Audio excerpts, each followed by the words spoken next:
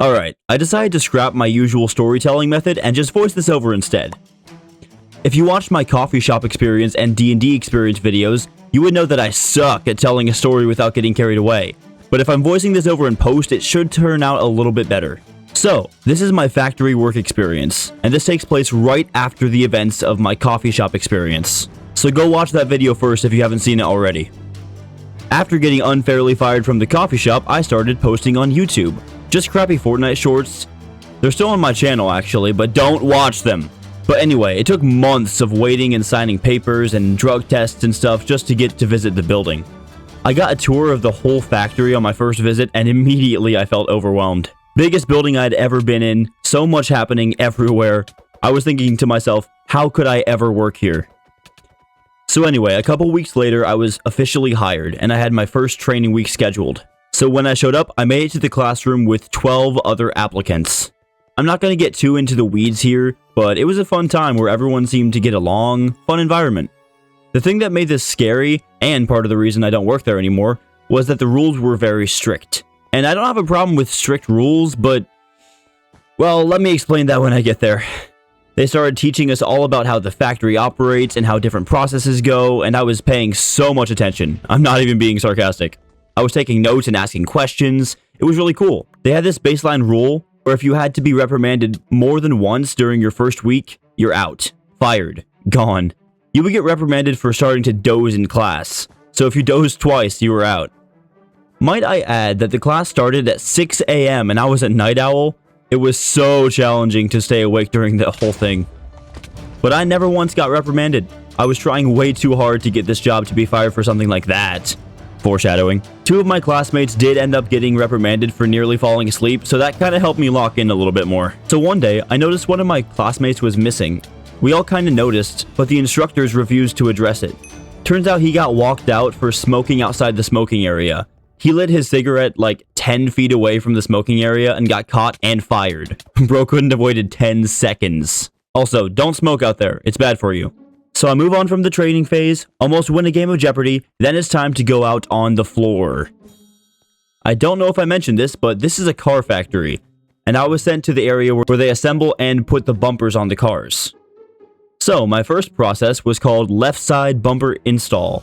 It takes 2 people to lift the bumper and place it on the car, and it was my job to scan the build sheets and make sure we're putting the right bumper on. Then grab the bumper, hand half of it to the right side guy, then put it on the car. When I get down there, my instructor sends me to train with the person doing the job so he can teach me. I remember this very thoroughly, because this was the first thing this guy ever said to me. "Welcome to hell, dude! You made it to the armpit of the factory!" I'm gonna call this guy Dave, because I'm not name dropping. He kinda set the tone for the attitude this place inspired. Everyone there had that rude attitude where they're making fun of each other, insulting each other, messing up people doing their job. But I loved it. Despite the hostility, it all seemed to be lighthearted. And that was my favorite kind of humor. Even the supervisors had that same attitude, and it was kind of chill. So after a while, Dave started to let me put the bumpers on myself, which I didn't do very well to start, but I would soon get the hang of it. I was having this one consistent problem, where part of the bumper would get stuck on the frame of the car and wouldn't set just right. And this one time, we were kind of behind and had to move quickly, so the supervisor was helping me a bit by doing the back bumper for me while I was trying to get the front one on. Just for context, after we put the bumper on, the car gets sent down to this conveyor belt. This big machine comes down from the ceiling and puts the doors on it. So this one time, my bumper got stuck on the frame of the car and I was trying to fix it. I was about to ask my supervisor for help, but he had already started putting on the next bumper. So as I was messing with this bumper trying to get it to set in, this conveyor belt is slowly taking me into the door install area where these giant machines are descending from the ceiling. I've never been more stressed in my life. I felt like I was slowly descending into the jaws of death, desperately trying to put this bumper on. With one final attempt, I ripped the bumper off and threw it back on with all the force I could manage, and somehow, it finally set right, and I ran out of there. I'm not exaggerating, I ran. So, I had just run out from the jaws of death, and my supervisor just says, "Take over again." At this point, I'm still freaking out from utter fear at what had just happened, and no one even acknowledged it happened. That day, I got off work and went to my girlfriend's house, collapsing on her couch. I had never been in such pain. Everything hurt all the time, and I never had time to do anything when I was off, because all I wanted to do was recover and rest. It was basically like that all week. The following weekend was the shortest weekend of my life. On Monday, I was back for week 2, and they had me learning a second process. This process was a challenge. It was the primary assembly process for the bumpers, where you had to use clips and screws to assemble like 5 different parts of the bumper. After 2 days of trying to learn that, I could hardly assemble 3 of them before running out of time and needing help. It took a lot of trial and error, but after a good 2 weeks, I eventually mastered it, and it actually became my favorite process on the job. Before I know it, I'm 3 weeks in, and my body is feeling it. Not only was I sore from the job, but I never had time to recover from anything, so it only got worse. I was developing carpal tunnel from handling the screws and clips from my second process, and it was not looking good. I was sleeping basically all day when I wasn't working, and I cherished any moment I had off. Then the weekend work started. We had a mandatory Saturday everyone had to work, and I kinda got pressured into working repairs on the following Sunday also. The Sunday was technically optional, but it was paying double time, and my coworkers definitely pressured me a little bit. So I worked all 7 days that week, and the following week my normal 5 days, with 30 minutes of overtime every single one of those days. The Sunday wasn't terrible because it was just repairs, and we weren't running the line, but it was still rough, and this is when disaster strikes. One day, I'm driving to work, it's like 5:30 a.m., it was a few days after the worst storm we had this year. We had major fog and ice all over the roads, and taking the interstate was the worst decision I'd ever made. I was panicking on the road. I could hardly see, the wind was messing with my steering, on top of the icy road. The hail and fog was messing with my vision. It was the most stressed I'd ever been in my life, definitely topping the conveyor belt. I had to turn off my music just to focus on the road. That's how you know it was bad. I can hardly see in front of me at this point, which is terrifying, and at some point I notice a car that is going 20 miles per hour in front of me with its hazard lights on. I'm going 60 miles an hour at this point. I immediately pressed my brake and tried to turn into the left lane. But I didn't have time to look, and there was a car in that lane, and I was trying to merge into it. So I ram into the car on the left, and he pushes me into the car with the hazard lights on, and I get sandwiched between them, spinning out and crashing into the guardrail on the side of the road.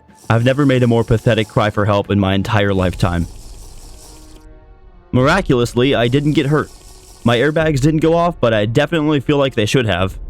I was seriously having a panic attack. I couldn't believe I was still alive. The car that I hit in the left lane never even stopped, and the car that had its hazards on ended up stopped behind me. Before I got the chance to open my door, the car just kind of backed up and drove away. Hazards off. I tried to catch the license plate, because this was definitely at least partially his fault. All I could think about was that I was going to get fired.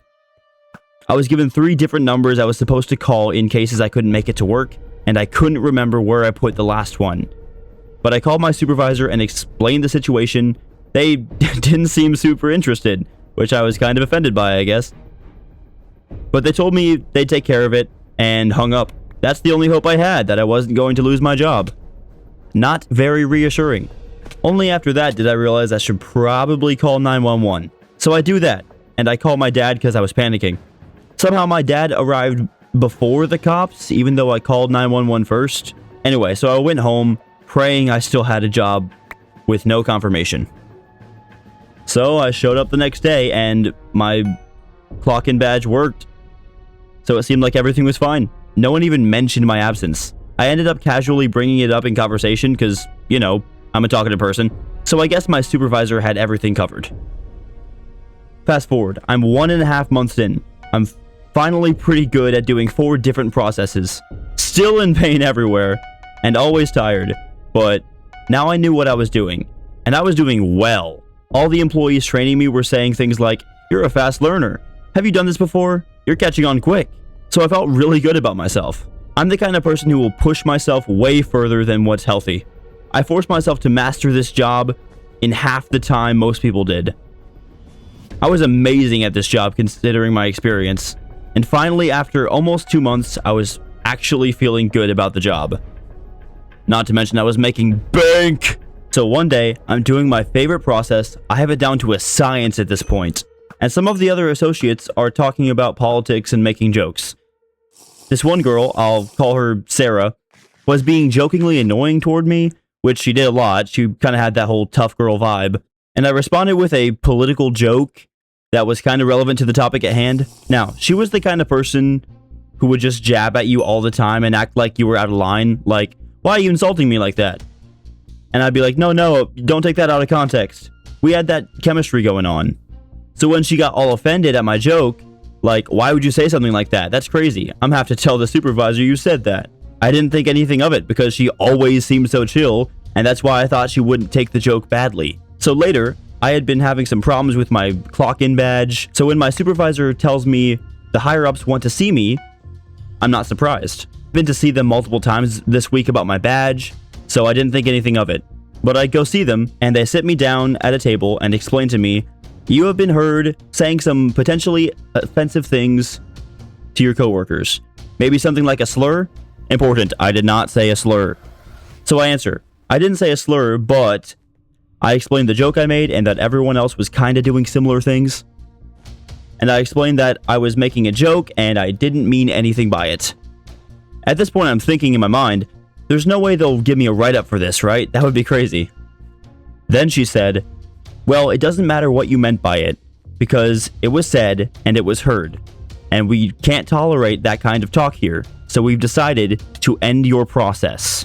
Do you have any personal belongings out on the floor? That quote is word for word. I remember it so clearly. I was shocked. I didn't answer the question for a while, because I was like, what the heck? So yeah, they got an armed security guard to take me to my locker and walk me to my car. I drove away and just parked at a gas station for like 45 minutes. I spent 2 excruciating months at this place, planning to move up in the ranks, get raises, work weekends, get promotions. This was going to be my forever job, and I was liking it. It was challenging, and I felt like I needed that, despite how miserable it was. Now, I'm not going to repeat the joke I made that caused me to get fired, because I don't want to offend anyone. I thought dark humor was funny, but apparently people can't take a joke nowadays. What bothered me more than anything was the fact that all the other associates were making way worse comments than mine. Always talking about the most vulgar things you can imagine, talking crap about the company and saying the higher-ups can suck it, disrespecting the supervisors, doing the bare minimum to perform their job. And I get fired for making a joke that makes fun of somebody's political beliefs. And I'm out immediately. I may not have been the best worker there, but I was the hardest worker there. Given a year, I would have easily been the best worker there. So I sat there at the gas station, shouting at the top of my lungs in anger and fear, and anything else I could process before going to my girlfriend's house to calm down. My entire life plan was ruined, all because of a stupid joke I made. Agree or disagree, I think it's ridiculous to instantly fire anyone who makes a joke about politics. I didn't get so much as a don't say that before getting fired. And might I add, the joke I made didn't even seem rude to me. Not any worse than any of the jokes they were making. But because it was on a certain subject, they kicked me out immediately. So, fast forward 2 mental breakdowns, 3 sleepless nights, and an infinite amount of suicidal thoughts. I eventually decided I was going to chase my hopeless dreams and give YouTube a shot. I have nothing to lose. I'm currently living with my parents, and I can't bring myself to get out in the world again. I want to live my life doing something I love. I would never love being a chiropractor, an electrician, or a radiologist, and I definitely wouldn't love working in a factory for 50 years. I don't want to be forced into a system where you have to go to college, you have to work 40 plus hours a week, every week, for the rest of your life. Until you're old and fat and you can retire. Right now, I'm 19, and I have a lot of life in front of me. I want to decide how I spend it. Right now, that's Minecraft videos. In time, I'm sure my content will evolve into something more. Look at Markiplier. He started playing horror games in his mom's house every day, and now he's making huge projects, like In Space with Markiplier and Iron Lung.